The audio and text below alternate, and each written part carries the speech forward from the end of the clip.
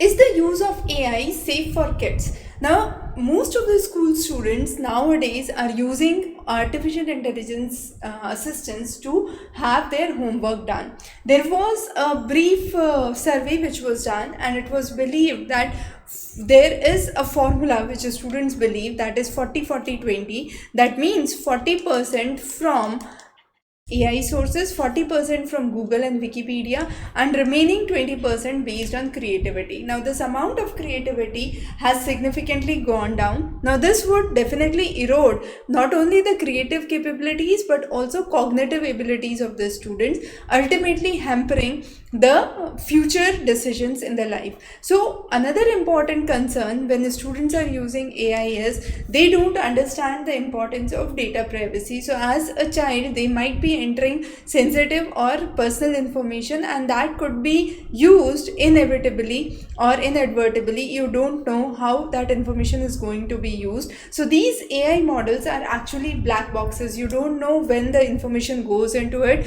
what would happen between the processing and the delivery of the content. So this opacity is where minors or the kids are usually victims to.